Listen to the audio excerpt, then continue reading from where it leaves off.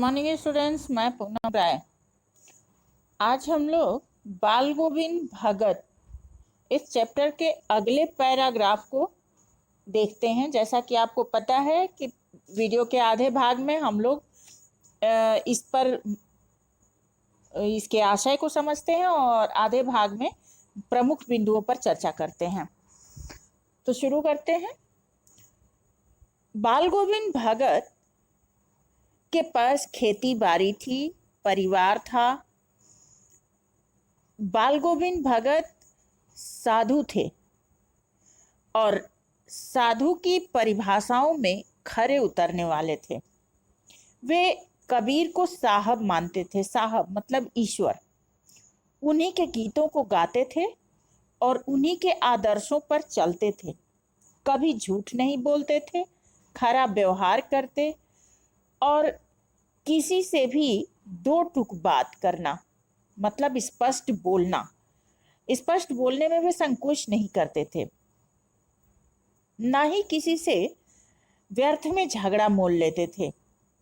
किसी की चीज को नहीं छूते थे और अगर जरूरत पड़ी तो बिना पूछे व्यवहार में नहीं लाते थे। मतलब कि पूछ के ही दूसरे की चीजों को लेते थे।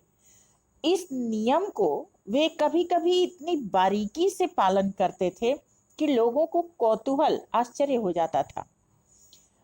उनकी ये हद इस सीमा तक थी कि वे दूसरे के खेत में शौच के लिए भी नहीं जाते थे। उसके लिए भी वे अपने ही खेत का इस्तेमाल करते थे। वह एक गृहस्थ थे, लेकिन स्वभाव ऐसा था कि उनकी हर चीज साहब की थी।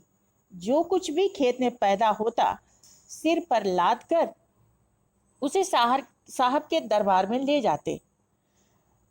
जो साहब का दरबार मतलब कबीर पंथी का जो मठ था, वो उनके घर से 4 कोस दूर था और इतनी दूर वो पूरी फसल को सर पे लाद कर पहुंचाते थे। दरबार में भेंट करते थे और उसके बाद वहां से जो प्रसाद के रूप में मिल जाता था, उसी से अपना घर और अपना गुजारा करते थे। अब इसमें जो प्रमुख बिंदु दिखाई दे रहे हैं तो ये है कि बाल गोविंद भगत सदगृहस्थ थे। आप कैसे कह सकते हैं? बाल गोविंद भगत के परिवार में उनके बेटा, बहू, थोड़ी खेती बाड़ी और एक साफ सुथरा मकान था। ये सारी चीजें एक गृहस्थ के पास होती हैं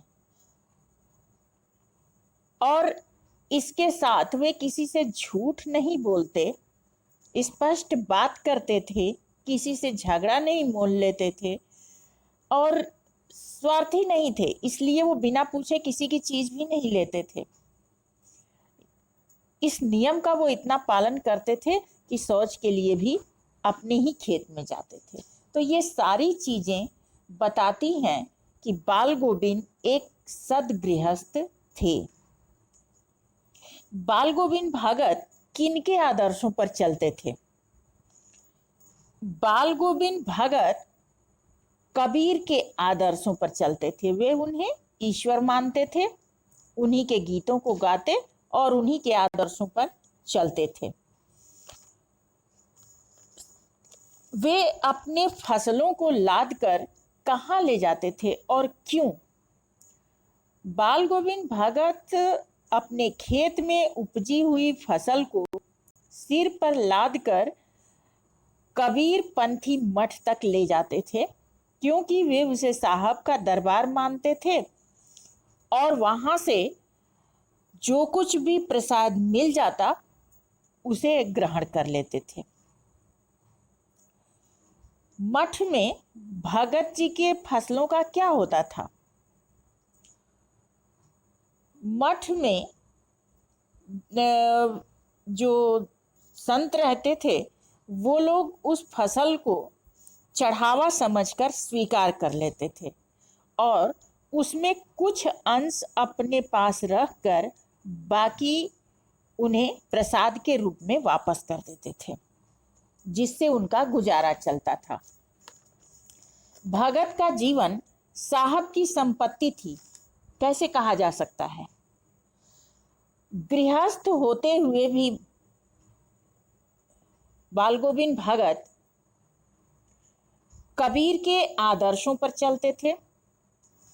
अपने मेहनत से कमाई हुई संपत्ति, पूरी फसल को कबीर के मठ में देते थे और वहां से जो कुछ प्रसाद स्वरूप मिलता उसी में गुजारा चलाते थे। इस प्रकार हम कह सकते हैं कि भगत जी का जीवन पूरी तरह से ईश्वर को समर्पित था और वे उसे साहब की संपत्ति मानते थे। इस गद्यांश के आधार पर यह बताइए कि एक सद्गृहस्थ का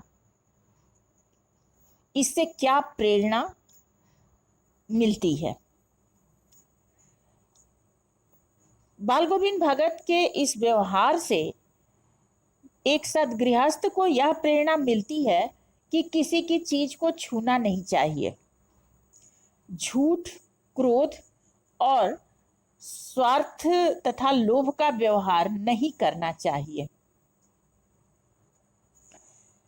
अपनी संपत्ति को ईश्वर का प्रसाद मानकर उसे ग्रहण कर लेना चाहिए और त्याग की भावना का सदा पालन करना चाहिए। गृहस्थ होते हुए भी बाल गोविंद भगत को साधु क्यों कहते थे?